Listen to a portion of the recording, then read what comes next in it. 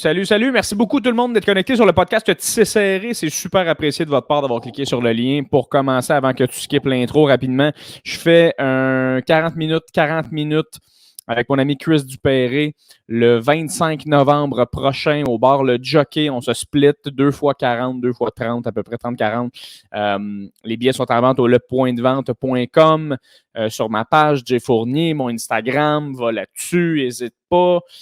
Tous les liens sont dans la bio. Si jamais tu as des questions, écris-moi directement. Les billets sont en vente au lepointdevente.com. C'est 10$ pour venir voir le show, nous aider à travailler, plus frais 11 et 14 pour être calissement précis. Donc, ça serait vraiment cool que tu viennes nous voir parce qu'on veut travailler du matériel. C'est juste du nouveau, c'est juste du rodage. Viens nous encourager, viens de te faire du fun avec nous autres. S'il te plaît! Merci d'avoir cliqué sur le lien. Épisode avec Michel Desrochers aujourd'hui. Très, très le fun. Michel, c'est une fille qui punch, elle est drôle, elle est le fun. Elle a un esti de sens de la répartie incroyable. Et qu'est-ce qui est cool là-dedans, c'est qu'on n'est pas du tout dans cette vibe-là au podcast. On est plus deep un peu. On parle de nos problèmes, nos troubles mentaux. On parle un peu de son passé à Mitch, des trucs avec lesquels elle vit au quotidien, qu'elle essaie de combattre. Puis c'est vraiment fucking intéressant. Fait que restez là tout le podcast. Si jamais tu as aimé le podcast, laisse un review, laisse une petite étoile sur Apple Balado. Si tu es sur Spotify, clique sur la petite cloche. Si tu es sur Google Podcast, achète-toi un iPhone. Non, c'est pas vrai. Mais la petite cloche aussi. Je ne sais pas comment ça fonctionne sur Google Podcast, mais bref, laisse un petit review. Si tu es sur YouTube, écris un commentaire pour l'algorithme. Mesdames et messieurs, ça nous pousse vers l'avant. Et si tu es sur Patreon, merci énormément d'avoir contribué. Si jamais tu veux contribuer au podcast encore plus que tes simples écoutes, ce qui est super apprécié, by the way, tu peux aller chercher un abonnement et avoir de l'exclusivité du podcast, des épisodes d'avance et plus encore. Et d'ailleurs, parlant de Patreon, l'épisode est commandité par Thierry Lavoie. Encore une fois, Thierry Lavoie, merci énormément. Quand tu t'abonnes au 3e bundle du podcast, tu as le droit de te faire nommer dans mon intro personnellement et que je te dise Asti, merci mon Thierry d'être abonné au niveau du podcast le plus élevé, ce qui veut dire que tu es la personne présentement qui m'aide le plus dans ma démarche.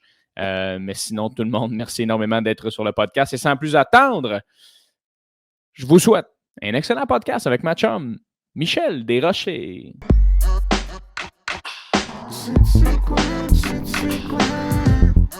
Confident.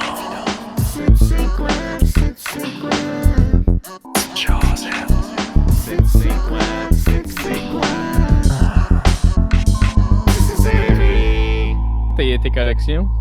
Mes collections, le monde le savent un peu ça, mais j'ai énormément de gourdes. Voyons, toi, qu'il y a des gourdes.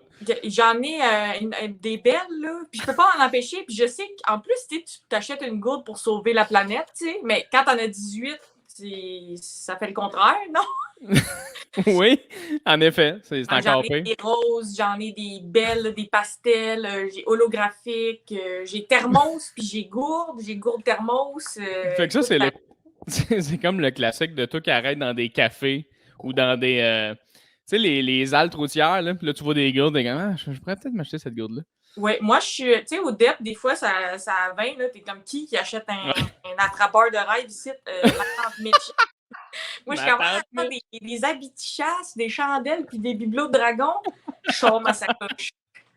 Puis honnêtement, la seconde où tu l'achètes, t'es comme, c'est absolument sûr que je trouve une utilité à ça. C'est impossible que je me serve pas de ça. Puis t'arrives chez vous. Je les collectionne, tu sais, c'est une collection. C'est mon une bonne vieille collection. T'aimes les chats aussi, Mitch? Je pensais que t'allais me dire ça. Je les collectionne aussi. Parce que là, dans le background, je vois qu'il y a quelques chats, là, rapidement. Là. Mais des vrais chats, c'est un accident. J'en ai jamais voulu plusieurs. Là. C'est juste, à un moment donné, ils cognent à ta porte. Ils sont comme, s'il vous plaît.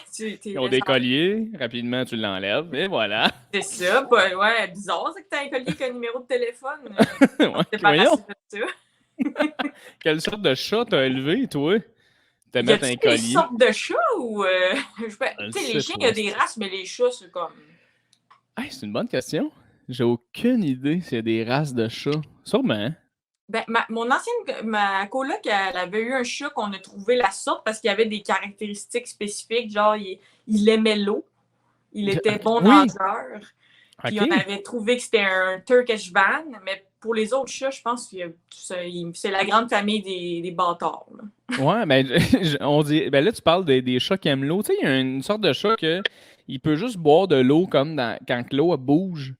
Tu sais Ouais. de quoi je parle? C'est Mhm. un genre de chat de Bengale, je pense que ça s'appelle. Je sais pas trop quoi. Ouais, mais En tu tout sais, la cas, majorité des chats aimeraient mieux de l'eau qui bouge. C'est juste que je pense que lui, cette sorte-là, il est comme non, mais sérieux. Ça serait le fun, ça bouge. Mais mes chats, ils ont ça, ils ont une fontaine. Là, puis ils veulent plus de l'eau qui grouille plus. Là, ils sont rendus fancy. c'est que ça me fait rire. Le seul chat qui est comme, non, non, mais on rit, mais moi, ça me prend vraiment ça, là, comme s'il vous plaît, là. Ben, surtout C'est, si c'est la sorte que tu as dit Bengale, c'est genre la sorte ouais, qui peut te tuer. Fait que tu fais comment? Ben, on va respecter les ouais. désirs de Minou. Hein? C'est que c'est bon. Mitch, merci tellement d'être sur mon podcast. C'est le fun. Ça fait plaisir, j'étais en pyjama. Ah, c'était un pyjama, ça. Crime, c'est le C'était un fun. pyjama. C'est un 2 pièces matchy-match. Là. J'ai l'air milliardaire là-dedans. T'as l'air milliardaire Ouais. là-dedans. Ça a l'air rapidement, on va dire de quoi, Mitch? Ça a l'air d'un kimono. Ou du moins un tissu de kimono. Là. Ça a l'air quand même assez le fun. Là. Pour les gens en audio, juste en audio, vous manquez ça totalement. Mitch a Ouais. un sapré kimono. Le monde en audio, là, c'est cette semaine que tu le vois que tu aurais dû payer pour vidéo. Là. Crissement. Crissement. Mais ça me fait rire, Mitch, parce que toi, t'es le genre de personne, on s'est souvent jasé. T'sais, on a fait des rides de char ensemble quand même souvent.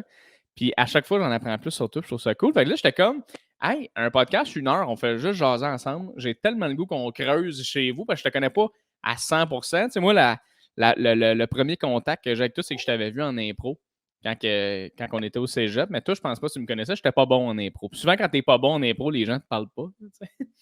Ouais, ben, moi, je m'en souviens pas, mais ça veut pas dire que t'étais pas bon parce que moi, au cégep, j'ai pris énormément de drogue. Donc, tous Yes. mes souvenirs d'impro, quand quelqu'un me dit hey, on était ensemble, là, c'était l'impro, on était des pirates, puis t'avais dit ça, je suis comme oui, oui.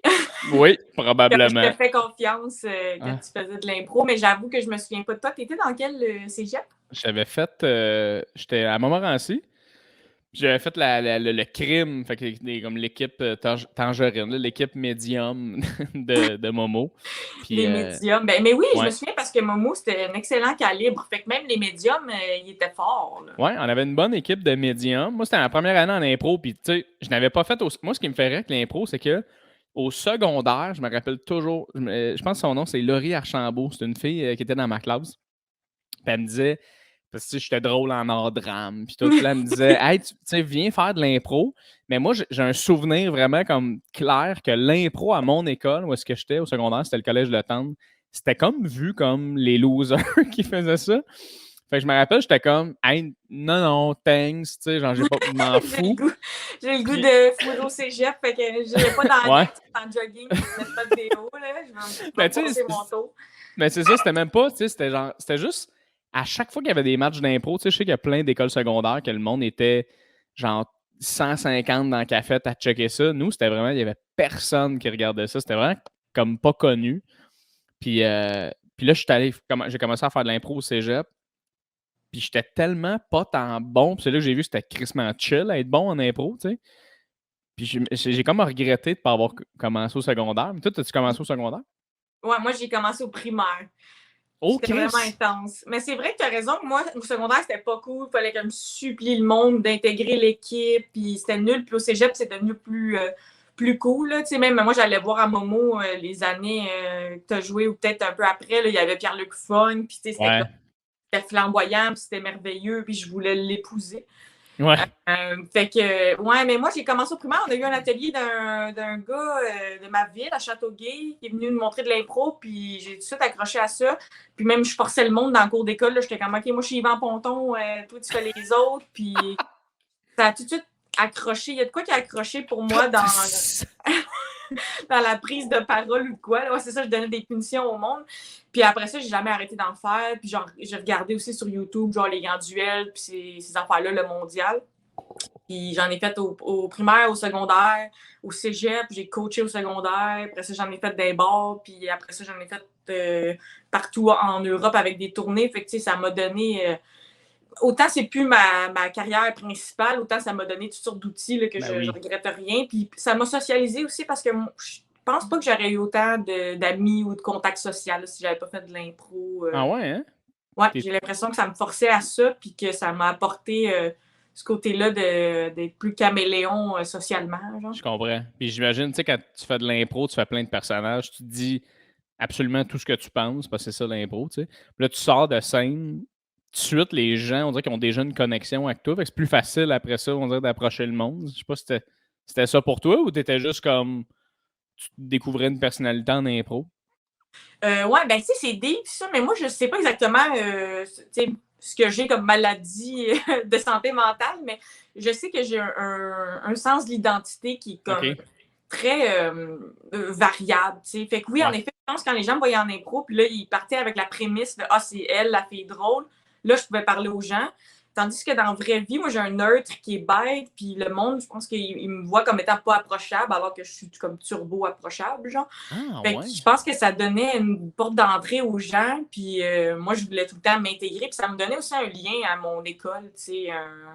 Puis je pense que pour plein de jeunes, ça fait ça, tu sais, t'aimes pas tes 4 Ouais. cours dans la journée, mais là, tu sais que t'as un match d'impro après, fait que, moi, je le prônais quand même beaucoup, tu sais, au secondaire, quand j'ai coaché, là, j'étais comme, c'est juste des outils pour ta vie après ça, Ben oui, ça peut 100%. t'aider dans trouver une job en entrevue, d'être quick en impro, puis ça peut t'aider à te faire des amis. Fait que moi, je le recommande. Ça veut pas dire qu'après ça, tu fais une carrière avec ça, mais ça donne des bons outils quand t'es pas le meilleur pour t'intégrer. Là. Ben oui, 100%. Puis même, tu sais, si tu veux faire de quoi dans le domaine des arts, là, faire de l'impro, c'est comme, tu sais, c'est tous les artistes, on dirait, sortent de là. C'est fou, là. Tous les gens qui travaillent maintenant en musique ou comme comédien, ou, tu sais, tout le monde a fait de l'impro un peu, tu sais. Fait que Ouais. c'est Mais fucking ça fait intéressant. partie comme du bagage culturel au Québec. Autant il y en a qui en font pas, c'est bien correct, là, mais tu sais, après la poutine puis Ginette Renault, je rajouterais avoir fait de l'impro en jogging. On dirait que culturellement, c'est fort ici. Puis même, comme tu dis, ça peut être vu loser ou vu cool, mais ça fait partie un peu de la vie, tu sais. Ouais. Ben, tu sais, moi, en plus, c'est tellement pas, tu sais, je dis pas ça dans le sens où, encore aujourd'hui, je vois tellement pas ça de même, l'impro, tu sais, je trouve ça vraiment fou, mais je me rappelle du feeling que j'avais de comme, c'est quoi cette niais, comme, j'ai pas besoin de ça, tu sais.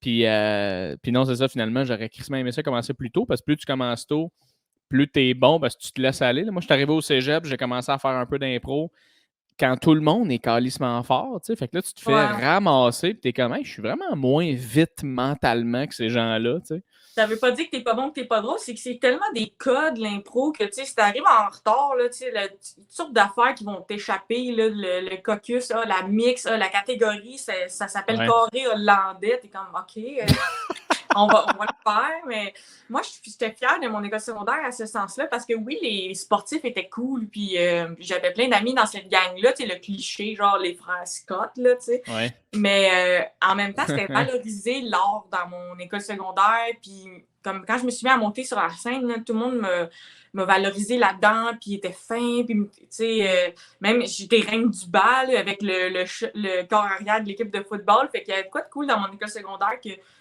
tous les aspects étaient valorisés. Si t'étais bon dans le communautaire, t'étais OK. valorisé, si t'étais bon en art. Fait que je pense que j'ai été chanceuse de pogner une école comme ça, parce que je pense qu'à d'autres places, ça peut être plus tough d'être cool ou pas cool, puis ça vient avec un fardeau qui peut être pas nice, mais mon école, c'était comme valorisait tout ça, puis il le mettait de l'avant, fait que je pense que ça m'a vraiment poussé dans la bonne direction.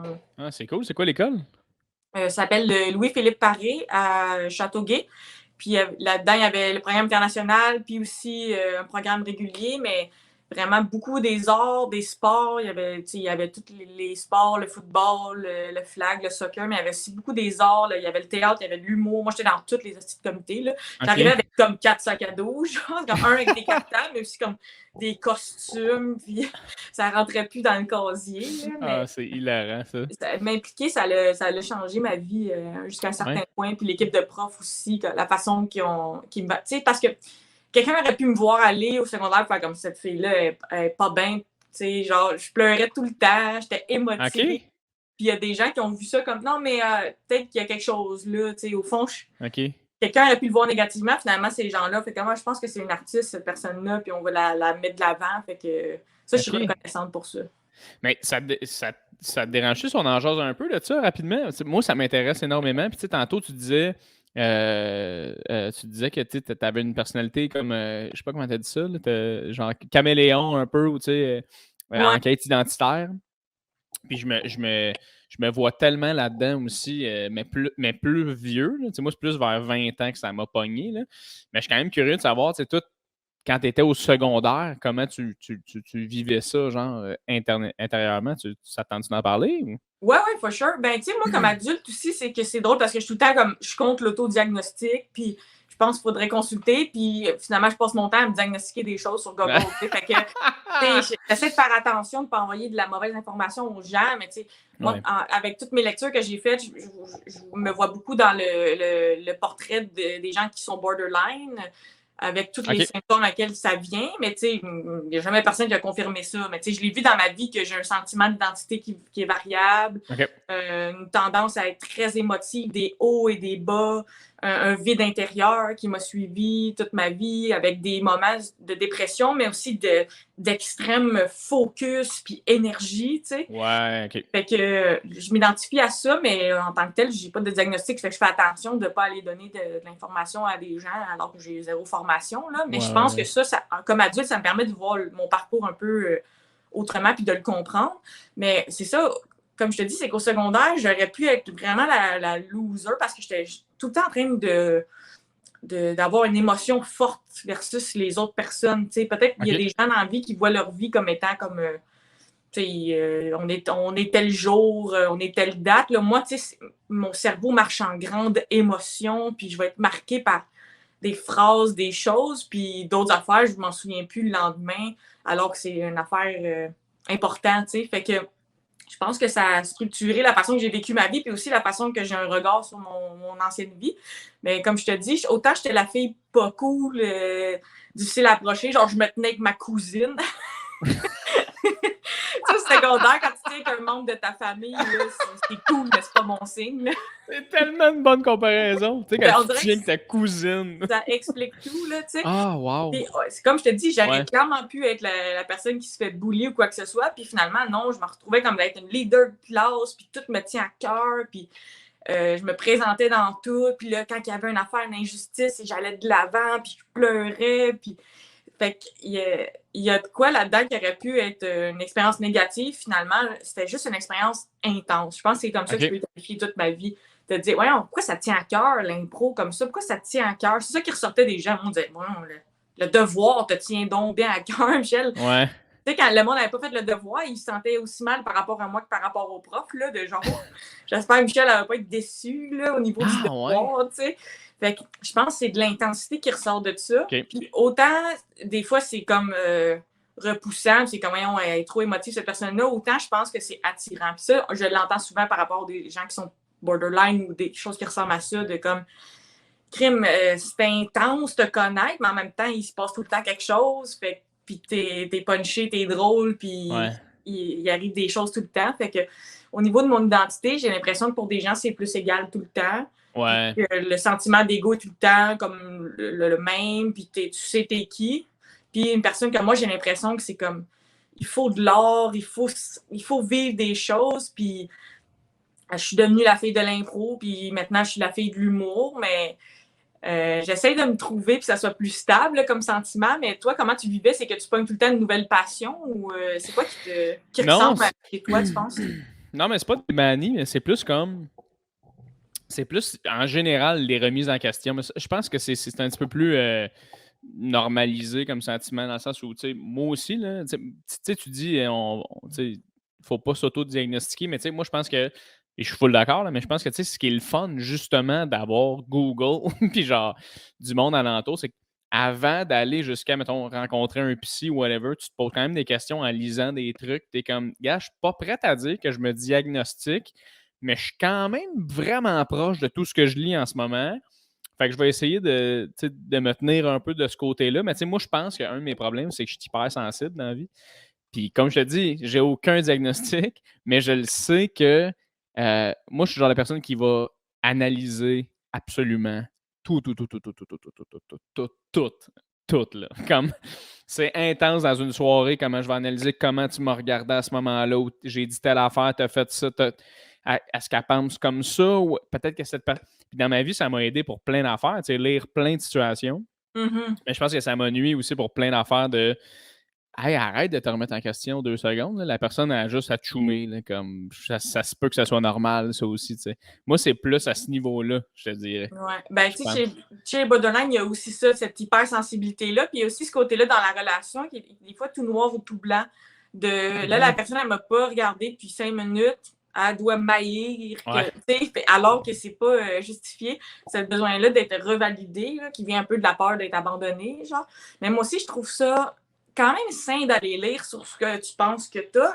Là où il y a une limite, je pense, c'est de se mettre un diagnostic nous-mêmes. Ouais. D'aller se mettre de l'avant de cette façon-là ou d'utiliser ça comme excuse de j'ai lu, puis finalement, moi, je suis ça. Je pense que c'est quand tu vas plus chercher des outils pour te comprendre que là, c'est mieux. Puis des fois, tu vas trouver aussi des mécanismes pour t'aider à vivre une vie.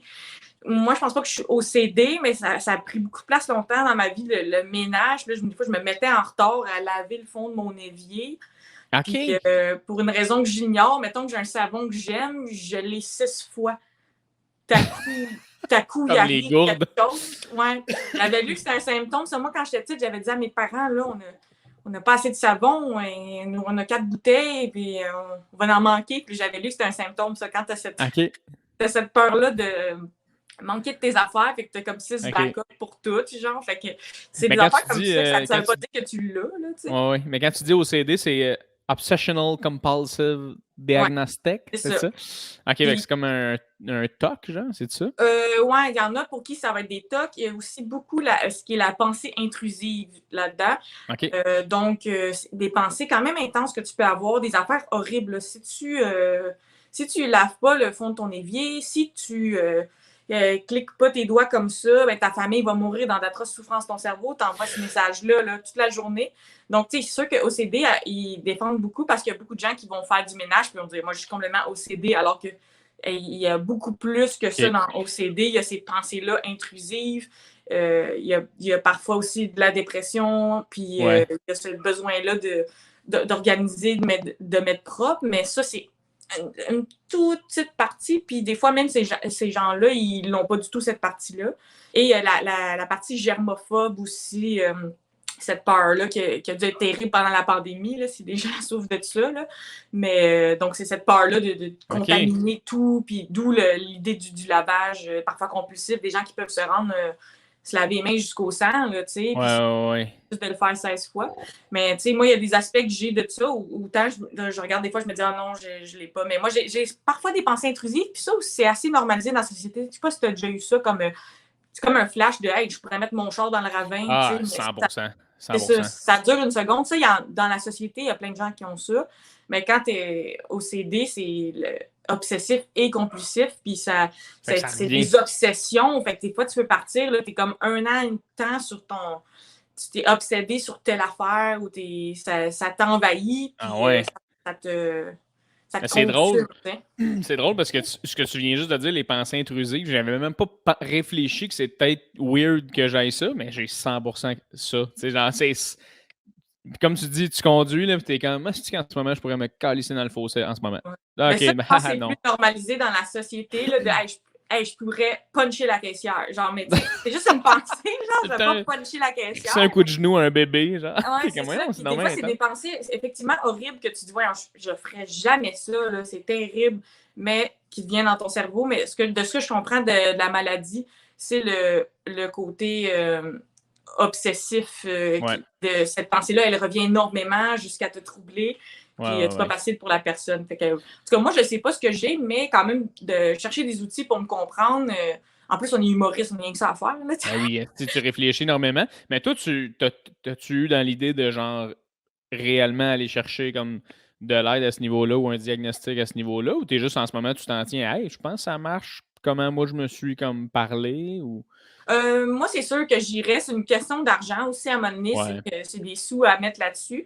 Moi, j'allais une fois, comme j'étais en détresse, puis là, j'étais allée, comme c'était la compagnie à mon père avait des assurances, puis j'étais allée voir une dame, puis là, je lui ai tout comme déversé ça.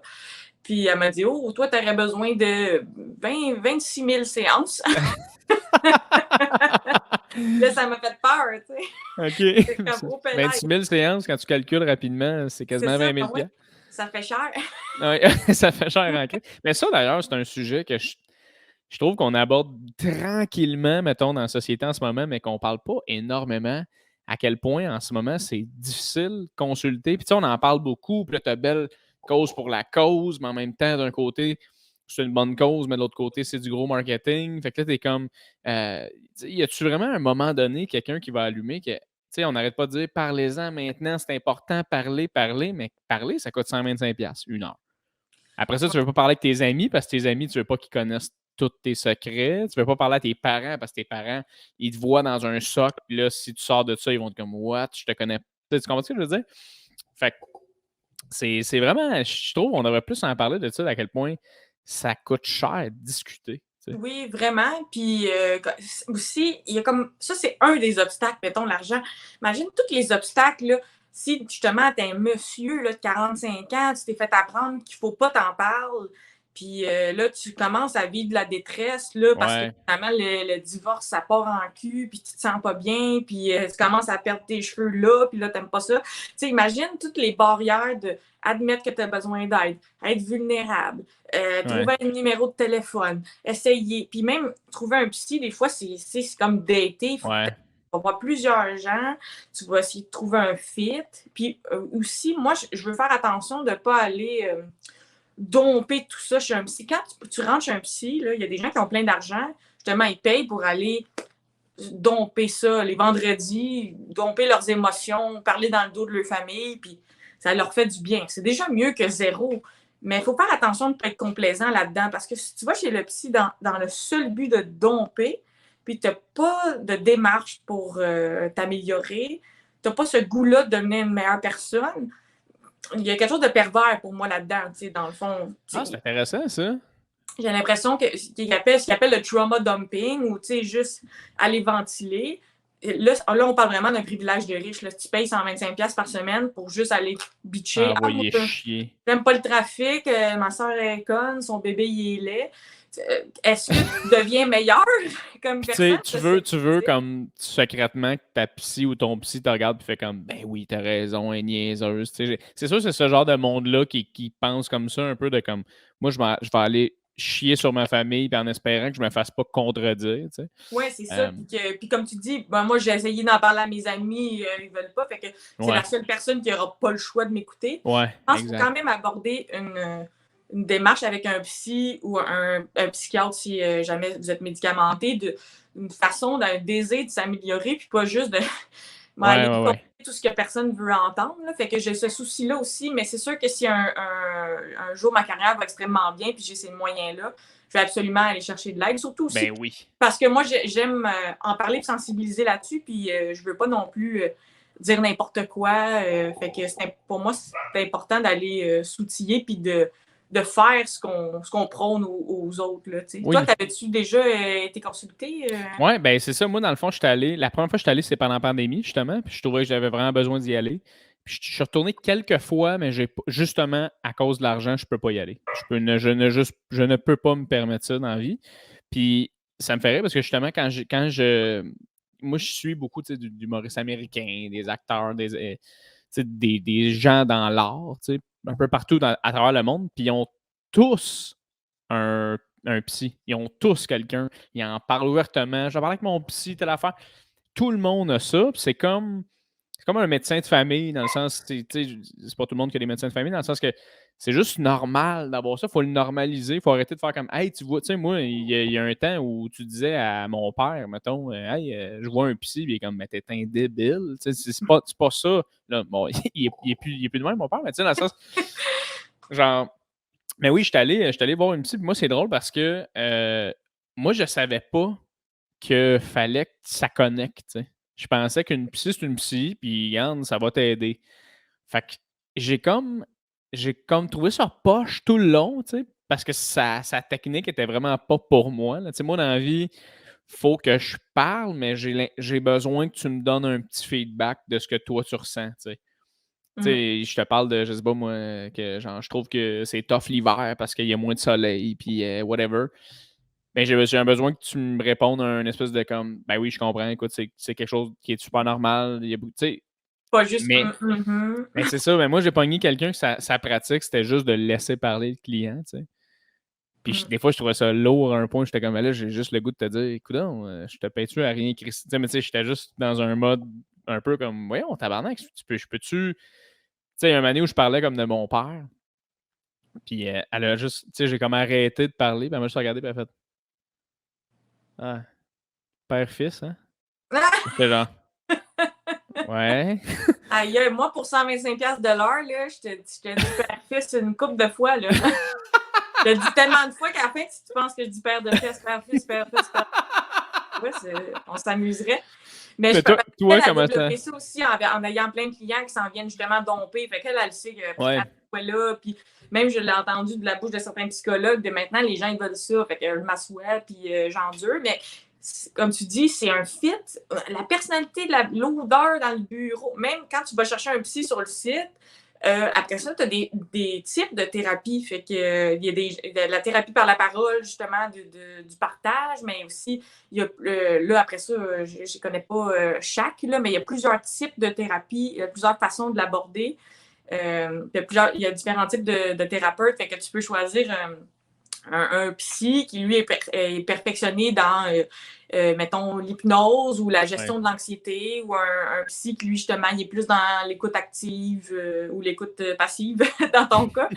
Fait que, après ça, c'est tellement varié, là, les possibilités d'outils que tu peux aller chercher. Puis oui, tu peux aller, certains, en chercher toi-même. Tu sais, moi, la psy que j'ai vue, tu sais, j'y avais dit, mon Dieu, j'ai des idées noires, ça va mal, mon père m'a envoyé ici, tu sais, puis elle m'a dit de respirer. OK. Oui. Des exercices de respiration, c'est cool, mais tu sais, c'est sûr que ça fait un effet de j'aurais dû googler, tu sais. Fait que, il y avait les deux, mais moi, ce que j'ai senti quand je suis allée partager, puis que je ressens encore des fois, c'est la culpabilité. C'est ça qui n'est pas facile à gérer. C'est que je suis allée voir cette femme-là, j'ai dompé toute ma vie, puis je suis sortie de là en me disant oh, ça doit pas être facile pour elle d'entendre tout ça. Ouais. J'ai pas demandé comment est-ce qu'elle allait. J'ai pas demandé comment elle va, tu sais. Moi, j'ai juste dompé ça, puis je me sentais mal. Mais c'est drôle que tu as parlé de ça, puis tantôt, comme on dit parlons-en. Demain soir, tu sais, j'étais dans un show à Z qui s'appelle le prochain stand-up classe de maître, là, qui est la suite. Puis le défi, c'était un numéro touchant. Puis j'ai fait un numéro sur les idées noires. OK. Puis dans le numéro, je souligne ça. Là, je suis comme parlons-en.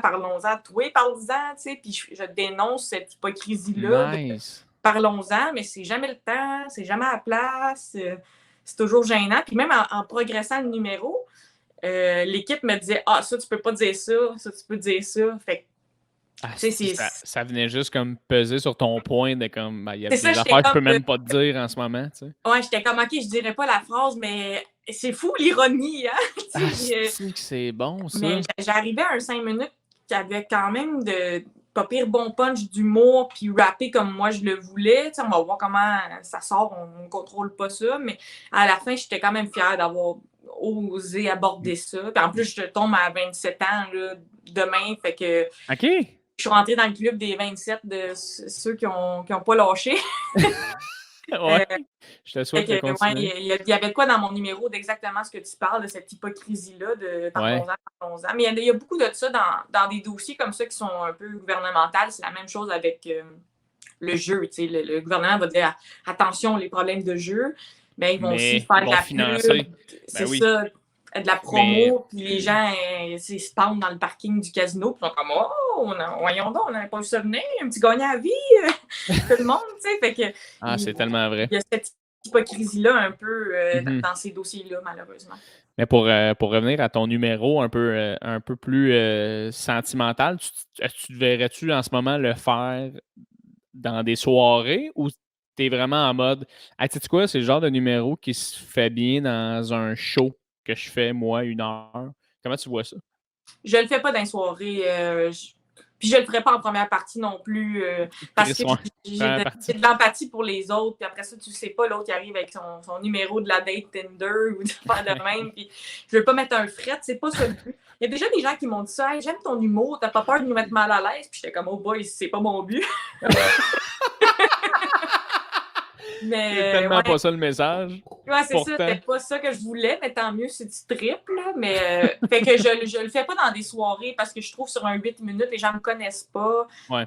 Puis si ça rit pas, c'est ça qui est fou, c'est que Il y a bien des gars qui ont des numéros de rupture, là, puis quand c'est drôle, puis quand c'est pas drôle, on dirait un appel à l'aide, là, tu sais. Ouais, Fait tellement. je fais attention avec ça. Dans l'émission, ça passait parce que le défi, c'est le numéro touchant. Dans mon show, je le fais. Quand ça va bien, aux trois quarts du show, je le fais. Quand ça Ouais, va c'est mal, ça. je le fais pas. Si le monde m'a dit, ça va se tuer à soir. C'est un bon podcast léger, hein? Ben, hey, pour vrai, Michel, moi, je tripe sur ce genre de podcast-là. Je le sais que les gens vont fucking apprécier. Je te trouve vrai, puis je trouve ça cool ce que tu dis en ce moment. Fait que merci de t'ouvrir, vraiment, c'est cool. Là. Ça fait plaisir. Ben, c'est pour Mais ça. Un pyjama, ça te force à être vrai. oui, c'est vrai. Un kimono, souvent, ça te met dedans, tu sais. Mais quand t'as pas Question éventuellement, on pour va ta parler. question. Ce kata contre la dépression. Ah ouais, moi, ceinture noire en idée noire. Fait que, fait que oui, je le fais dans mon show, mais juste quand ça va bien, là, si je suis après me planter. Parce que moi, mon show, Ouais. je fais un rodage, hein, puis des fois, je l'ai fait, là, un hit, standing ovation. D'autres fois, je travaille super fort, puis je vois des publics différents. Fait que je le fais quand ça va bien. Puis maintenant, là, honnêtement, sauf quand ça chie, c'est un moment fort du spectacle, ce moment-là. Puis souvent, Nice. à la question qui a eu des idées noires, j'ai une clap qui était peurante. J'ai le goût de l'enregistrer puis wow. d'envoyer ça au ministre de la Santé avec comme hey, va pas bien ton monde, là, tu sais. Le monde de Lévis m'a dit de quoi? C'est rough. Ils sont pas bien à Québec, envoie des ressources, mais en général, puis des fois aussi, ça porte les gens à m'envoyer un message parce que justement, ça les touche. Mais le numéro, il est voulu comique, là. Fait que tu sais, c'est comme. C'est 4 minutes, là, c'est 8 jokes, puis un petit peu cute, mais en tant que tel, c'est voulu puncher. Puis justement, ça vient de cette idée-là de si on n'est pas capable d'en rire, c'est parce qu'on n'est pas capable d'en parler. Fait que là, je vais essayer d'en parler, puis on va voir si on rit. T'sais, ça vient vraiment bon, de cette idée-là. Fait que c'est assez cool à faire, puis je suis contente d'avoir cette honnêteté-là avec mon public. Je me verrais mal leur cacher, puis faire le clown tout le temps. T'sais. Ouais, mais je pense honnêtement que c'est ce qui différencie, mettons, un très bon humoriste d'un excellent humoriste, dans le sens où tu peux faire des jokes, on peut trouver ça le fun, t'avoir 5, 8, 10, 12 minutes, mais après, quand t'es intéressant, puis t'es real, puis t'es drôle, j'ai l'impression que c'est là que le monde achète tes billets de show. T'sais. C'est à ce moment-là que les gens sont comme « Hey, je l'ai trouvé drôle, mais je l'ai tellement trouvé vrai, il m'a rejoint, puis à chaque fois que je vois son show, ça me fait du bien. » je veux le voir, ou l'avoir, tu sais. Je pense que l'authenticité est à la mode. C'est comme autant dans les années 90, tu avais de la perruque, des pétards, du flafla, du écrit, du fake, qui était tout à fait louable et apprécié à l'époque. Autant maintenant, il y a un dépouillement enlève la perruque, soit toi-même. Les gens veulent entendre du vrai, puis connecter, comme tu dis. Puis moi, c'est exactement ça que je donne. Fait que je suis bien tombée pour ça, tu sais. Mais moi, ce qui m'a vraiment fait capoter dernièrement, quand j'animais un spectacle, il y avait Josiane Aubuchon qui faisait un numéro. À un moment donné, elle a juste demandé au public qui ici, par applaudissement, est triste ou a été triste ou une espèce de question comme ça. Il y a beaucoup. Ou la santé mentale fragile, c'est ça la question. Puis il y a beaucoup de monde qui a applaudi. J'étais tellement content parce que je me disais, voilà, 5 ans, tu te poses cette question-là, c'est un fret monumental dans la salle, puis personne n'applaudit, puis là, il y a une espèce de petit Oh! Ah! Ah! Là, tout le monde rit, tu sais. Mais là, rapidement, même pas penser à ça, les gens comme. J'étais genre, ah, c'est donc bien chill que ça, on peut le faire en ce moment. Fait que, après ça, que tu sois capable, en plus de ça, de faire des jokes de l'année dans ton spectacle, c'est vraiment débile, c'est tout à ton honneur, là, vraiment. Là. C'est beaucoup que les gens soient ouverts d'applaudir dans le show comme ça. Puis je pense des fois, on voit les humoristes comme étant égocentriques ou ils le font pour eux ou on voit même les fans d'humour comme là, ils veulent rire des autres. Alors que je pense que dans les salles d'humour, on retrouve beaucoup de gens qui ont ce besoin de rire, que pour eux, c'est un peu thérapeutique, puis qui ce sont des gens absolument sensibles. Parce que ça me donne une autre image de je fais pas de l'humour pour rire des autres. Puis les gens qui aiment l'humour, c'est pas parce qu'ils aiment ça, les méchancetés, cette affaire-là. J'ai l'impression que ça rallie aussi des gens sensibles puis des gens qui aiment l'art. Que de plus en plus, justement, dans le milieu, on s'est comme décomplexé de tout ça. Ouais. Ça nous amène encore plus loin dans l'humour, dans le vrai, tu sais. Oui, je suis totalement d'accord. Puis en ce moment, ton rodage, comment ça se passe? T'aimes-tu ça, écrire un show? Comment t'aimes roder présentement? Comment tu te sens? J'aime beaucoup ça. J'aime le rodage. J'aime le format long. comme tu disais, tu sais, versus aller faire un 8 minutes dans un bar, c'est pas la même pression. Tu sais, un 8 minutes dans un bar, là, tu t'en viens jouer ta vie, là, des fois, parce que, je sais pas, les autres jugent, tu te compares. Même des fois, je me mets le poids, là, si t'es pas drôle, puis là, t'es une fille, le monde, vraiment, je t'avais dit que c'est pas drôle, tu sais, puis je me mets toutes sortes de poids d'aller défendre mon nom, tu sais, dans une soirée à 8-10 minutes, 15 minutes. Mais le format long d'1h15, c'est le fun pour l'impro, pour la connexion avec le monde. Il y a beaucoup de gags dans mon show qui sont nés de spontanéité, puis je remarque que c'est ça qui est payant pour moi. Là. Nice. Pas me creuser la tête pendant 1000 heures devant un ordi à chercher la joke. Juste quand je suis à la scène, la joke marche, j'en rajoute, puis ça s'écrit tout seul, puis il y a des moments de connexion. Tout le temps des moments magiques là, quand tu parles au public. Ouais. Il y a des défis aussi dans le rodage. Mon producteur, qui est excellent, qui est, à mon avis, un des meilleurs au Québec, il fait ça aussi pour m'habituer à faire 1h15. Des fois que ça aille bien, que ça aille mal, à pas me laisser déconcentrer par la réaction. Là. Si tu es à 1h15, puis ça commence slow, faut pas que tu abandonnes. Moi, des fois, je vais trop vite. Là, je me dis, elle me trouve pas drôle. Je me sens désolée d'être là, puis j'accélère. Fait que c'est beaucoup ça. J'ai envoyé mon audio, puis il me dit plus vite, puis il me dit plus lent, puis il me dit plus vite. Puis c'est le beat de l'humour, tu sais, c'est lent et confiant, mais c'est vite et punché, puis faut que j'articule, mais en même temps, il faut que ça brasse, puis il faut que ça soit drôle aux 7 secondes, mais dans 1h15, maintenant, il faut que ça se calme. Faut qu'il y ait du rythme, là. Faut qu'il y ait de faut que tu respires dans cette heure-là. Là. Tu peux pas juste être Michel punché 10 minutes pendant 60. Non, le monde, à un moment donné, t'es pas bien, t'as mal au chest, c'est pas ça le but. C'est pour ça qu'on voyait beaucoup des shows avec un numéro touchant au 3/4, ou à un moment donné, il y a une chanson ou un PowerPoint, parce que le monde... Déjà, même à l'école, le monde avait de la misère à écouter un cours d'1 heure. Je me disais, il y a de la bière, puis en plus, vous écoutez 1h15, je peux comprendre qu'on a besoin de varier un peu les plaisirs. Là. Mais j'adore l'expérience de roder. Quand j'ai fait mon heure pour la première fois, je me trouvais pas parfaite. Je trouvais que j'avais plein d'affaires que j'avais pas faites comme faut, mais je sentais que j'étais à la bonne place. Là, nice. Comme je suis faite pour ça, puis ça, je me le validais. Après ça, chaque rodage, des fois, je m'haïs, des fois, j'ai bafouillé, des fois, j'étais malade, des fois, il y a des trucs d'impro qui sont arrivés, je trouve ça assez fou. La beauté puis la laideur de ce métier-là, c'est de revenir d'un show, puis une fois être comme, hey, pour de vrai, je pense sincèrement que je peux devenir un des meilleurs dans cette affaire-là. Puis après ça, un autre show que tu ressors, t'es comme, hey, je suis un des pires de ma comme... Tellement ça. Ça revient à ce qu'on disait tantôt, Jay, par rapport à l'identité. Ça, c'est l'ego. Pour les autres personnes, ça perd idéalement. L'ego, c'est constant. Je suis un humain, j'ai une valeur. Nous, tu sais, c'est comme, je suis le roi du monde, je suis une sous-marde, je suis le roi du monde, je suis... Louis T, il est comme yes, yes, yes, yes.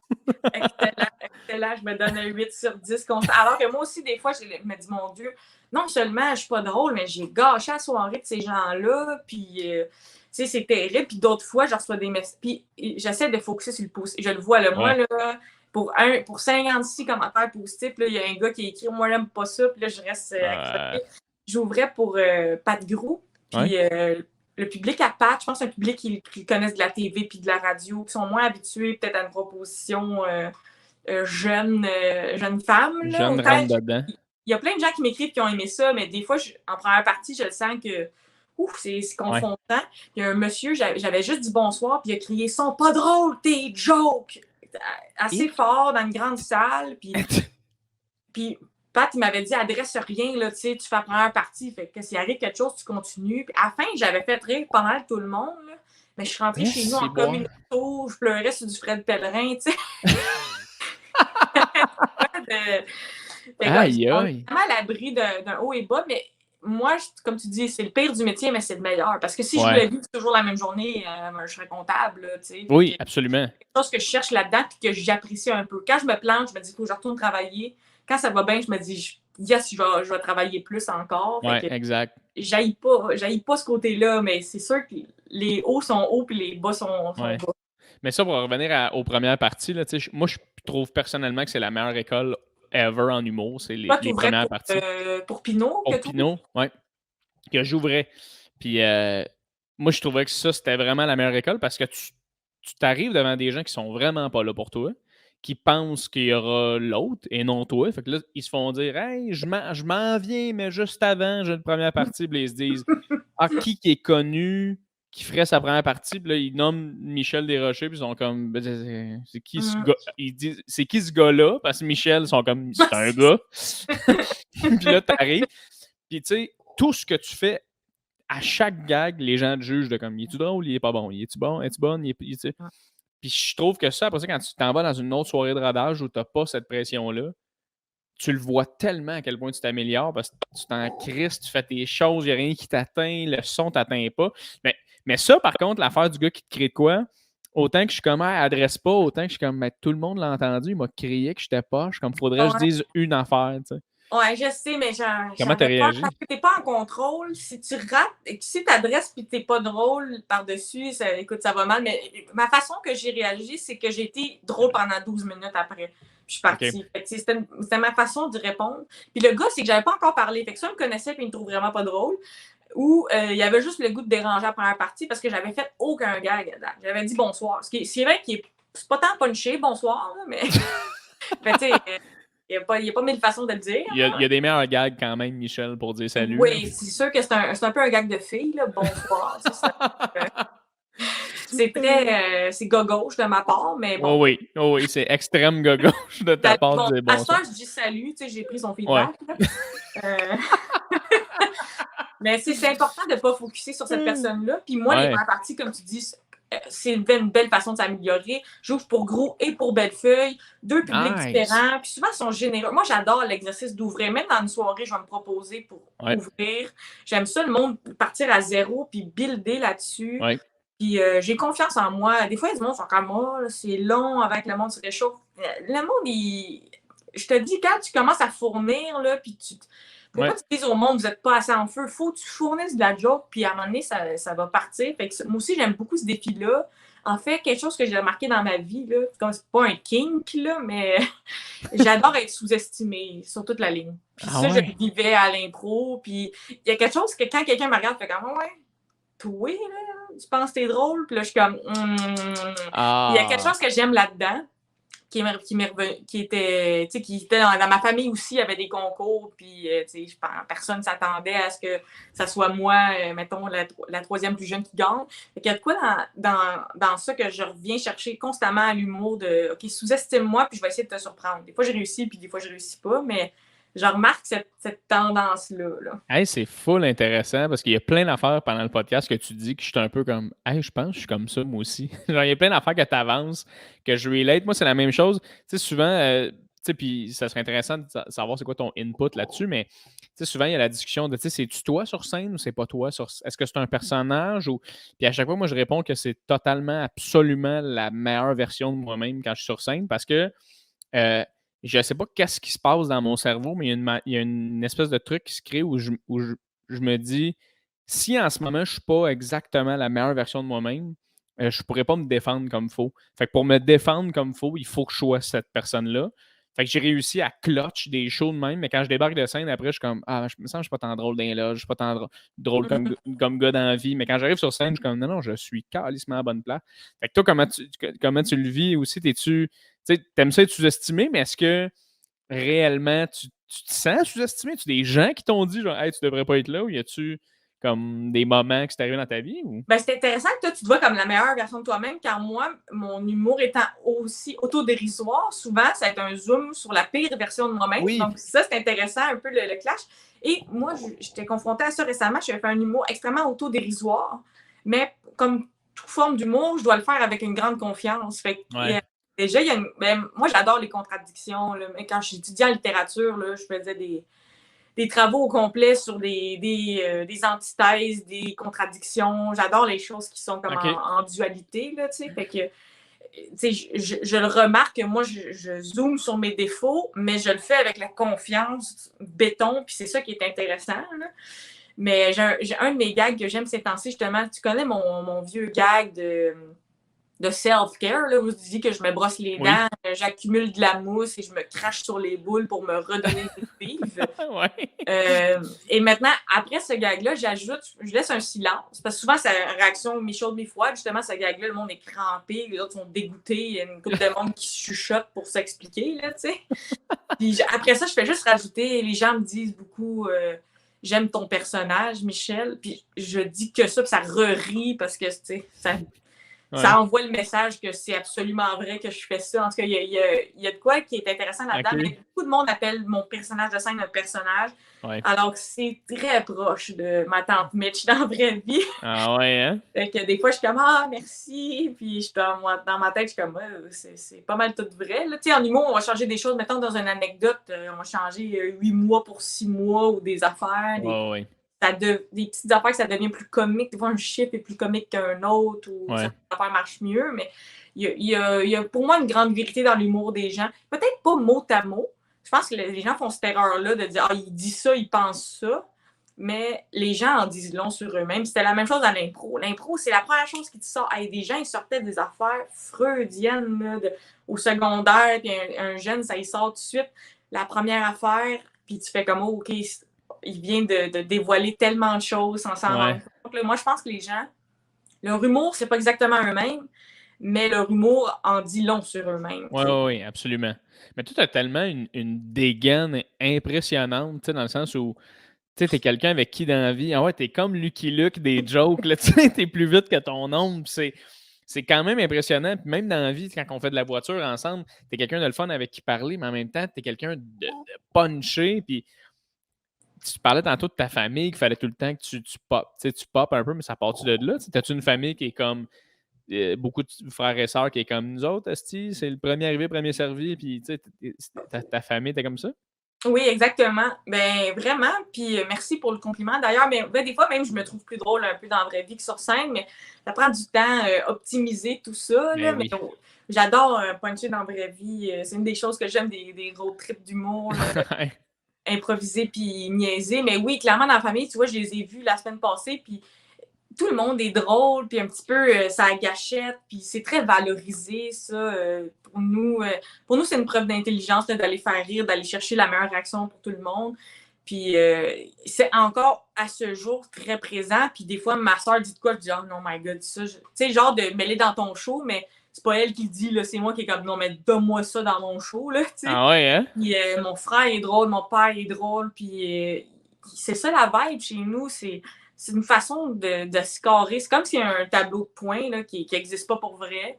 Et que c'est important, puis ça donne du poids à ce que tu dis. Puis c'est ta façon aussi d'aller chercher la parole, parce que on est 4 enfants, 2 parents, mon père maintenant avec sa nouvelle blonde.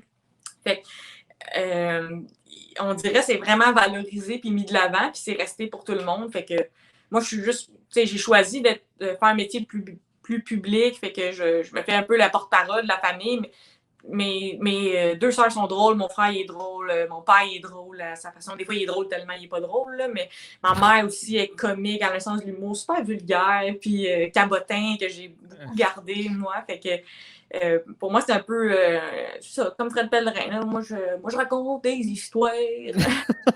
C'est tellement le fun quand, mettons, t'es avec ta famille. Puis, tu sais, mon frère aussi, il est fucking drôle. Puis, ils disent de quoi. Puis là, il y a une espèce de petit spark dans tes yeux où t'es comme, oh, ça se pluggerait bien en Chris comme gag quand même. Là. C'est quand même une nasty de bon gag. Puis ça m'est arrivé récemment où, tu sais, je vais le dire parce que ça me fait rire, mais, tu sais, mon grand-père récemment, il était à l'hôpital. Puis là, il est sorti, puis tout est correct. Mais, puis on a su pas que ma grand-mère, moi, puis mon frère. Puis on parlait avec ma grand-mère, puis ma grand-mère a dit, tu sais, moi, tu sais, grand-père, il buvait beaucoup, puis à un moment donné, il n'était pas souvent là, puis, tu sais, vraiment, je me demandais si à un moment donné, tu sais, j'allais peut-être partir, puis, tu sais, mais elle dit, dès qu'il a fait sa première crise cardiaque à 35 ans, là, tu sais, ça nous a resserrés, puis c'est juste mon frère qui est comme, ah ben là, c'est pour ça, dans le fond, là, tu sais, il a refait une crise de foie, là, Ça vous a rapproché. Ça vous a rapproché, puis j'étais comme, est-ce que c'est hilarant, le gars qui... dans un cora pendant que t'es comme... Ouais, c'est intéressant, la grand-mère. 2 œufs bacon, ouais, c'est ça. Ma grand-mère qui parle qu'elle avait le goût de baiser plus jeune. T'es comme, voyons, à quel point c'est ça la meilleure anecdote. En plus, c'est comme ça dit... sais, elle dit à demi-mot, il était courailleux, Master, il n'a plus le cœur pour aller fourrer d'autres mondes. Ça me rassure. Depuis qu'il a sa machine, depuis qu'il il part sa pas. machine, Il bouge pas de là. tranquille. C'est drôle. Mais ouais, mais moi c'est aussi, c'est des moments comme ça que tu as une discussion super normale. Puis à un moment donné, moi et ma soeur, on parlait de notre amour des collations. Puis elle était comme, hey, des fois, je mange comme si ma vie en dépend. Puis j'étais comme, mais ta vie en dépend. Genre, c'est même pas un gag, mais tu sais, ça m'a frappé, genre, puis ça m'a fait rire. Ça a parti un genre d'idée de numéro de, tu sais, la bouffe, c'est la seule dépendance. Tu peux pas comme arrêter tout. Tu sais, genre, tu sais, t'arrêtes l'héros, mais t'arrêtes les collations. Tu commences par quoi, là, tu sais? Quand même que tu manges un petit peu des bonnes choses, là, si tu veux continuer à survivre, là. Fait que, mais ça a l'air que juste boire de l'eau, c'est en masse. Ouais, je suis pas sûr, là, à ce moment-là. oui, c'est ça. Mais c'est pas d'ailleurs, Jake était un petit peu cote puis douche au secondaire. C'est pas toi qui m'avais dit période cote, là, que tu m'avais conté. Ah non, mais en fait, c'est un gag avec Charles Pellerin puis Simon Boisvert qu'on fait, parce que quand j'étais au secondaire, j'étais sauveteur. Puis dans ce temps-là, je faisais bien du sport. Fait que oui, j'étais plus en forme. Puis après ça, j'ai découvert ma vraie personne, qui est le gars phoné, épais, qui aimait fumer au cégep, fumer du pot, manger de la scrap. Puis tout a déboulé vers mon métier. Là. Puis j'arrêtais pas de dire aux gars que genre, asti, quand j'étais plus. Tu sais, j'aimerais ça revenir quand j'avais ma shape, quand j'étais plus jeune, parce qu'aujourd'hui, asti, moi, comme je te disais, sûrement, c'est pour ça que tu dis ça, mais je bois un verre d'eau, je prends 3 livres. Comme moi, c'est incroyable. Là, T'es passé de Baywatch à bedonnant. Ouais. Rapidement. Là, je me trouve dans la piscine, t'es comme, écoute, moi, Mitch, là, je suis occupé, là. Non, c'est ça, exact. Fait que c'est sûrement ça que je t'ai dit, mais ouais, Chris, des fois, je regarde des vieilles photos. Je sais pas si ça t'arrive ou je sais pas si toi, c'est une affaire, un problème que t'as ou peu importe, là. Ou c'est peut-être pas un problème, mais tu sais, je sais pas, mais tu regardes une vieille photo de toi, là, puis t'es comme, asti, me semble, je m'en rendais pas compte, mais j'étais en forme, puis je pensais que je l'étais pas. À chaque année, c'est de même, on dirait, je vois une vieille photo, je fais, Chris, je me sentais pas en forme, je le suis plus que là, puis ça détériore. En tout cas, c'est moi qui. Ça. Ouais, je regarde des photos, moi, des fois, de mon cégep. Puis là, tu sais, mon cégep, ma diète, c'était comme crudité, verre d'eau et ecstasy. Là, fait que c'était pas vraiment recommandable. Là. À mon plus mince, je pense que c'était 127 livres.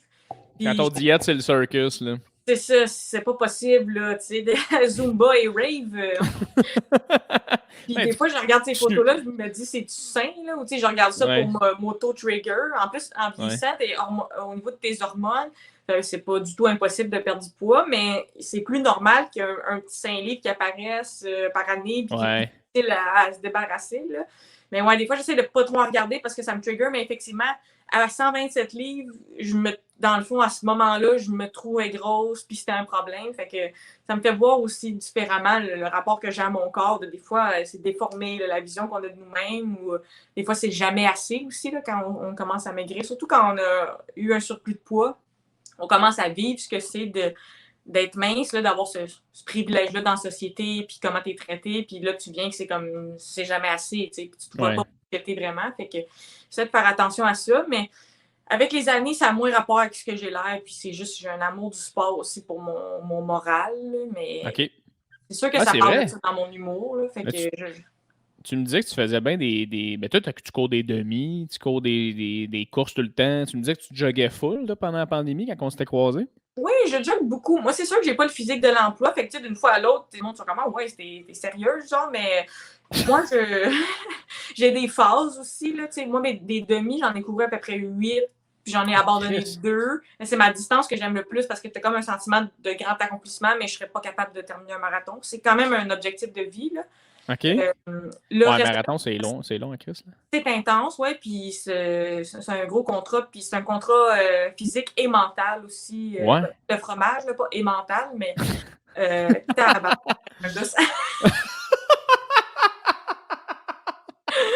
mais moi, je cours beaucoup avec ma tête, là, au sens où on est têtu chez moi, puis c'est de se donner ce défi-là. Mais j'adore le demi-marathon, c'est vraiment une belle distance. Là, j'ai fait un 5 km, j'étais allée à Granby la semaine passée pour ça. Puis dans 2 semaines, j'ai un 10 au Mont-Saint-Hilaire. Fait que je recommence tranquillement.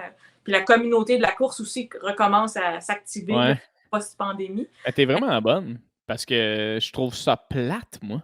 Tu sais, c'est comme courir, tu sais, si tu t'entraînes puis tu fais ça 2, 3, 4 fois, éventuellement, tu vas être capable de plus courir, mais moi, je trouve ça long, esti, je trouve ça plate.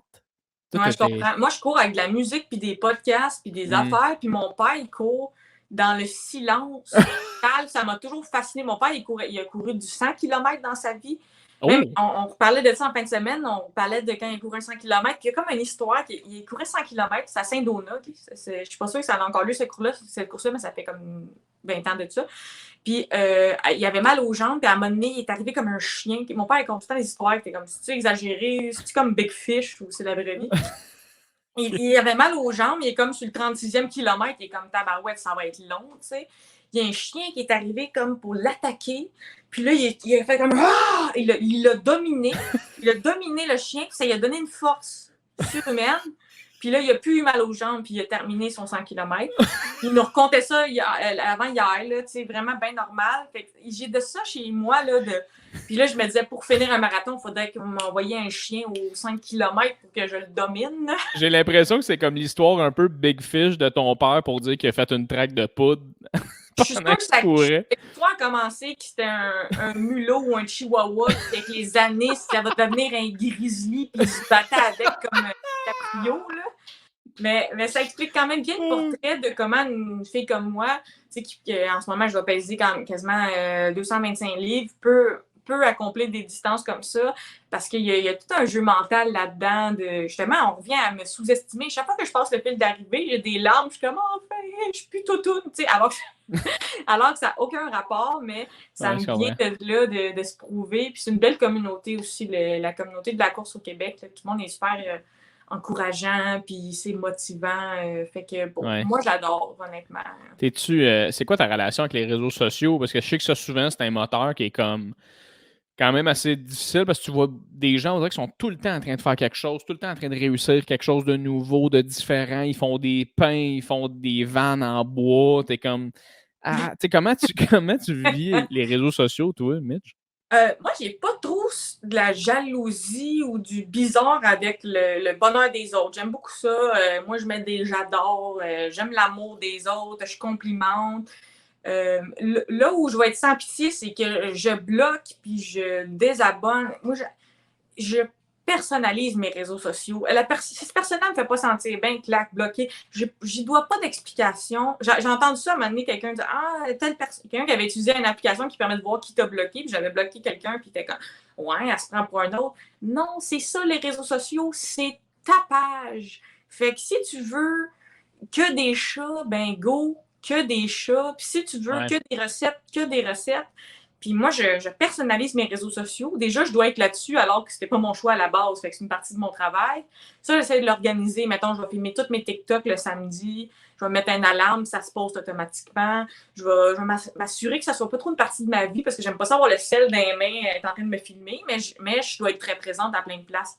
Mais vraiment, l'idée de personnaliser ces réseaux sociaux, là, moi, c'est pas l'important pour moi. Puis faites-le, honnêtement, là, tu ne dois pas d'explication à quelqu'un qui t'a bloqué. Puis tu peux dire, je ne suis pas intéressée à ça, je ne suis pas intéressée à ça. Puis il faut se débarrasser de ça. Si tu rentres sur un app puis t'en sors triste, amer ou jaloux, arrange ça. Delete l'app ou change ce que l'app te donne pour pas que ça fasse ça parce que c'est pas Facebook qui va arranger ça. Là. Les autres, ils savent très bien. Il y a des études qu'Instagram rend les jeunes filles mal dans leur peau, que ça cause de la dépression, que c'est négatif pour les gens. Les autres, ils s'en foutent. Okay? Les autres, ils veulent ce qu'il faut donner et qu'est-ce qu'on veut acheter. Là. Fait que l'idée, c'est que toi, tu prends ça en charge puis que tu rendes ça plaisant pour toi puis assume-toi là-dedans. Là. Moi, c'est vraiment ça mon conseil. Là. Quelqu'un, tu ne veux plus le voir, tu t'en débarrasses puis tu rends ça plaisant pour toi. Ben oui. Tu prends tout ce que tu veux de positif là-dedans puis le reste, mets-moi ça aux poubelles, là, puis ça fait vraiment du bien. Puis j'essaie de faire ça le plus possible. Puis. Mais tout le monde devrait faire ça. Tout le monde qui écoute présentement, là, je regarde dans ma caméra, là, si t'aimes pas ça, désabonne-toi. C'est aussi simple que ça. Puis le pire, Mitch, c'est que je pense que c'est moi qui t'ai compté l'affaire du désabonnement. Parce que moi. Il y avait plusieurs personnes, puis honnêtement, au début, ça m'a affecté, puis après ça, je me disais, non, faut que j'assume ça, puis c'est simple, tout le monde devrait avoir ce droit-là. Mais, sais-tu quoi? Je pense que, excuse-moi, je t'ai coupé à la fin de ton idée, là, mais je pense vraiment que c'est l'aspect de vouloir avoir le dernier mot dans la vie. Tu sais, les gens qui veulent, hey, ça m'a affecté, puis je veux y dire que ça m'a affecté, puis je veux y dire qu'ils comprennent. Fait que là, ils le disent, puis là, ça crée une petite guerre au lieu de juste faire, hey, ciao, j'ai pas besoin de l'envoyer chier, cette personne-là. Ou, tu sais, même chose quand tu conduis ton char, puis il y a quelqu'un qui te coupe, whatever, mais juste, prends, comme ta psy disait, là, prends une respiration, là, fais juste comme, relax, pèse sur le break 2 secondes, là, t'es pas obligé de l'envoyer chier, de crier. Cette personne-là va pogner une étiquette à la limite karma. Là, Oui, puis c'est ça, les gens sur les réseaux sociaux, ce qu'ils t'envoient par rapport à toi, là, c'est un message à propos d'eux. Puis ouais.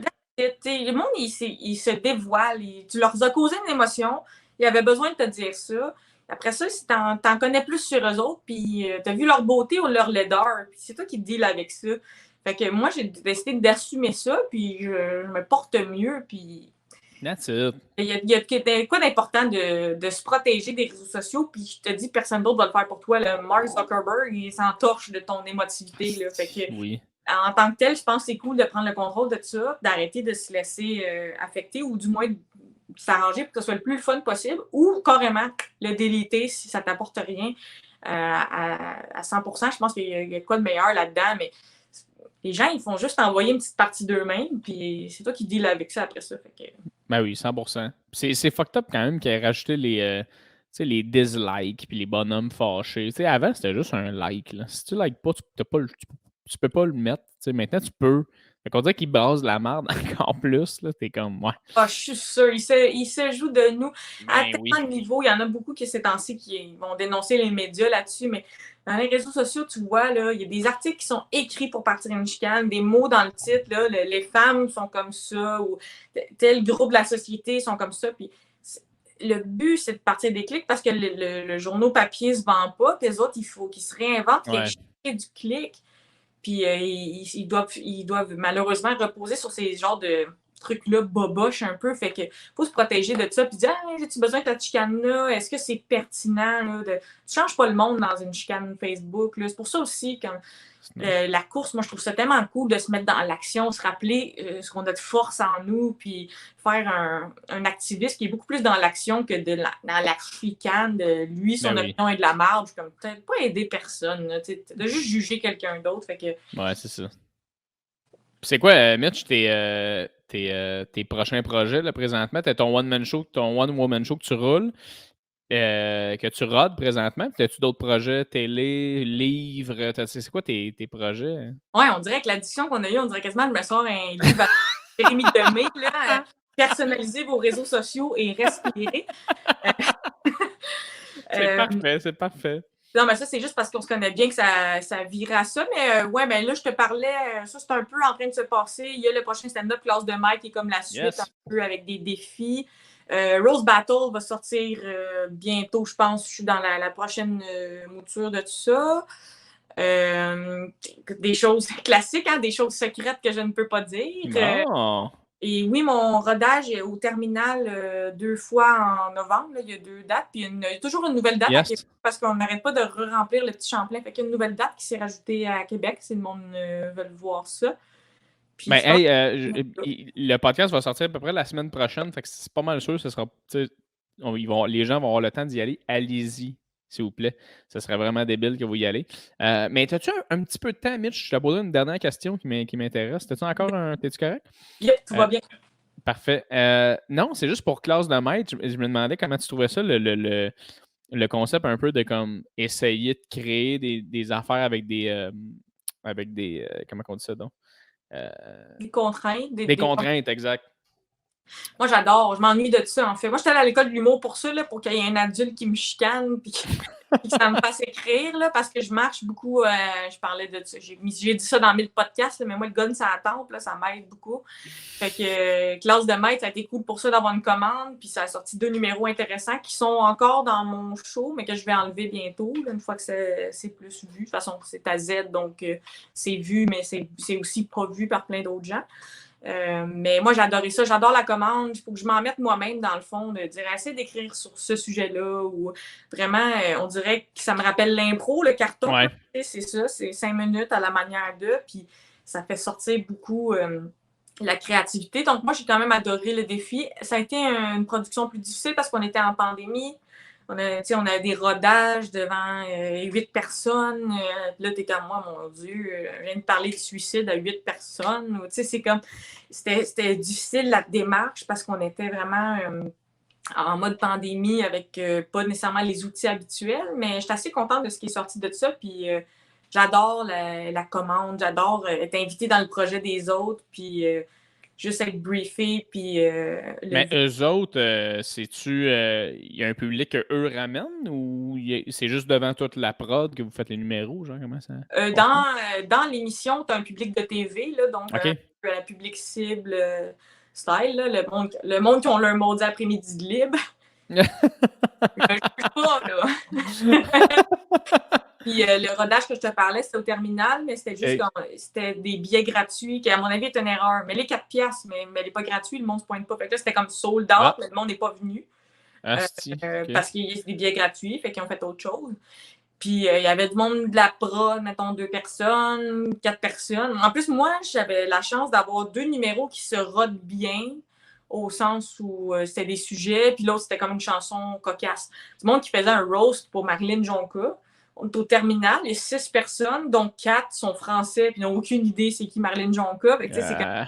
Là, t'as juste l'air d'un... En plus, un roast, c'est mieux quand la personne est là. Sinon, t'as juste l'air de bitcher dans son dos. Ouais. Fait que il y en a qui avaient des défis beaucoup plus durs à roder, des PowerPoint ou genre numéros de gala. Fait que moi, dans le fond, je suis bien tombée, puis je l'ai eu facile, puis je pouvais chaque semaine refaire ces 2 numéros-là dans mon rodage pour les améliorer. Fait que dans ce sens-là, j'ai été super chanceuse, puis ça a été assez cool comme processus. Là. Ouais, c'est très cool, Mitch. Je te souhaite tellement tout. Merci d'être venu sur mon podcast en passant. Là, c'était super le fun. Moi, toi, tu dis que c'était comme trop lourd, mais j'adore quand on jase de ça. Allez voir Mitch, bien important d'aller voir son spectacle. Moi, j'ai hâte de le voir, ton show aussi, Mitch, là, si jamais je peux venir chiller, voir ça. T'es-tu à Montréal éventuellement? Oui, 2 dates au terminal qui sont en novembre, puis écris-moi, je vais te donner des étiquettes. Puis le monde, le monde est overwhelmed. Là. Allez sur mon Instagram, puis cliquez dans bio, il y a un site internet avec toutes mes dates, puis donc ça va capoter. Googlez-moi, mais attention, parce qu'il y a une autre Michel Desrochers. Elle a des cheveux rouges. Elle vient des États-Unis, puis elle fait du paranormal. Podcast Le Fantôme. Soyez aux aguets, là, si vous me googlez. Je pense que je l'ai dépassée, là, mais elle a un look. Vous allez voir, c'est comme rouge. Laurence Jalbert, ses cheveux, puis elle est très impliquée dans le paranormal. En même temps, c'est une belle découverte à faire. Fait que choisissez votre Mitch Desrochers, il n'y a pas de compétition. C'est drôle que ce serait hâte que tu fasses un duo avec l'autre Michel Desrochers, genre une fois elle vient comme un 15 minutes sur ton show puis elle fait un espèce de truc paranormal. Ouais, elle est là pour parler de fantômes. On fait une affaire de table qui brûle. Mais oui, tu viendras même m'ouvrir pour mon show à Québec. Là, moi, je cherche tout le temps des nouvelles premières parties. On fait un road trip et la psy pour gratis. Je vais te virer 125$ pour cette belle séance de thérapie. That's it. Ça serait cool. Puis en passant, Mitch, moi, ma blonde trippe complètement sur toi. Là. C'est à chaque fois que je m'en vais dans un show, comme c'est qui est là, puis là, je nomme des noms, mais comme ouais, je vais peut-être attendre que tu reviennes. Puis quand ton nom est là, elle vient tout le temps. À chaque fois. Fait que elle trippe sur toi, puis ça serait le fun qu'on aille voir ce show-là. Puis merci, Mitch. Là, je vais fermer le podcast, mais tout le monde va être encore ensemble. Fait que quitte pas. On va se jaser après un peu. Inédit, gang de cave. Hein? Mais merci énormément d'avoir été là, Mitch. Je te souhaite que du bonheur et que le meilleur. Merci. Merci à tes fans, Jay, les petits fourniers. Je sais pas comment... Ça serait tellement bon, ça, les petits fourniers. Merci, les petits fourniers, d'être là avec nous. Les fourniers, vous êtes super longs. Ciao, ciao.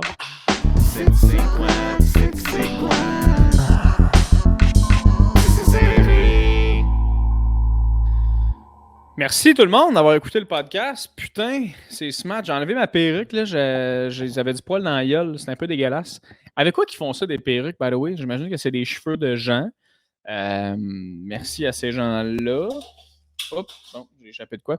Fait que ouais, je vais regarder. J'imagine que je suis vraiment un imbécile de ne pas savoir ça. Là. Des fois, je m'imagine les gens me juger pendant que je dis quelque chose. En plus, c'est drôle parce que dans le podcast, on a tellement parlé du fait que je suis hyper sensible.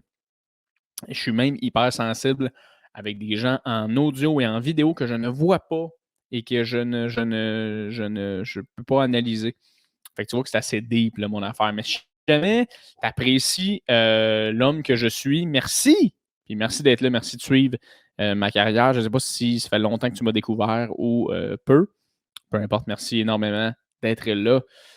C'est intéressant quand même des podcasts comme ça. Là. Moi, je trouve ça hilarant, jaser, chiller, apprendre à connaître la personne, on rit. Mais je trouve que l'humour aussi, autant que c'est quelque chose de vraiment personnel, puis de le fun, puis tu sais, ça met tout le monde à l'aise, autant que j'aime vraiment être real dans la vie. C'est pour ça que dans la description du podcast, je dis que c'est que je suis un professionnel du deep talk de bord de feu. Mais c'est exactement ça, c'est qu'à un moment donné, tu tombes dans des sujets vraiment real où tu parles pour de vrai à la personne, puis tu lui dis, gars, moi, je suis comme ça, puis j'ai réalisé ça depuis pas longtemps, puis je sais pas si je suis content ou pas, mais voici ce que c'est, tu sais. Fait que c'est vraiment smart. C'est cool, en fait. C'est pas smart, mais c'est cool d'avoir des discussions comme ça. Fait que ça me touche profondément quand je réussis à avoir une discussion comme ça avec mes invités. Euh, je trouve ça le fun. Ça apporte un côté au podcast qui est quand même très real. Puis je pense que si tu es ici, si tu es un fan du podcast ou peu importe, pas un fan, juste quelqu'un qui écoute le podcast, je pense que c'est ça que tu viens chercher aussi quand tu écoutes ce podcast-là. Tu viens chercher un côté real et je trouve ça chill de faire ça. Je trouve ça le fun quand la personne s'y prête et comme, ouais. Tu sais, Michel qui explique tous ses troubles un peu depuis qu'elle est vraiment plus jeune. C'est cool parce que ça me permet moi aussi, de l'autre côté, de faire, hey, tu sais quoi? J'ai à peu près le même problème, tu sais, dans le sens, ça fait longtemps, moi aussi, que je pense à hey, je pense que moi aussi, j'ai-tu ce problème-là, j'ai-tu pas ce problème-là? D'en parler avec quelqu'un qui fait hey, ben moi, je me demandais aussi pourquoi j'étais tout le temps de même. Tu fais ah, si, ouais, j'avoue que je devrais peut-être un petit peu plus me le demander. Je sais pas, ça fait du bien, la gang, de connecter avec ces gens-là. C'est tout le temps le fun de rencontrer des gens qui sont différents un peu, mais qu'en même temps, tu as moyen de rejoindre sur des affaires, puis tu es comme, ah, on n'est pas tant différents, puis ça donne des discussions vraiment, ma foi, fucking nice. Fait que merci d'avoir écouté. Si c'était pas de vous, je ne ferais pas ce projet-là. Fait que merci d'être à l'autre bout du fil et d'écouter tout ça. Laissez des commentaires, tout le monde. Si jamais t'aimes le podcast, t'écoutes jusqu'à la fin, laisse un commentaire. Ça fait plaisir de vous répondre. J'ai beaucoup de réponses YouTube, des gens qui me réécrivent de podcast en podcast. Je vous adore. Merci d'écouter jusqu'ici.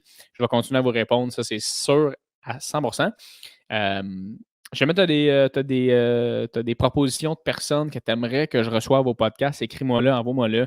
Je suis assez cool là-dessus. Écris-moi sur Instagram, c'est sûr, je te réponds. Là. Je suis pas, j'ai pas 300 000 followers. Là. Il n'y a pas tout le monde qui tombe dans ma boîte, dans ma mailbox, puis je suis comme, ah, il y a ben trop de gens pour répondre, ça me prend une équipe. Ça m'énerve, by the way. Là. Je ne vais pas juger, là, mais asti que ça m'énerve. Là. Ah oui, telle personne sera en spectacle à telle date et l'équipe de tel humoriste. Et genre, OK. Fuck you qu'au Québec, genre, si t'es pas Céline Dion, mettons, là, que ça te prend une équipe pour passer un message sur ton fucking Facebook, là. Relève tes calices de manche, va sur ton ordi, écris ton message, puis envoie-le de toi, tabarnak, là. C'est pas ton équipe que je suis, moi, Chris, c'est toi, là.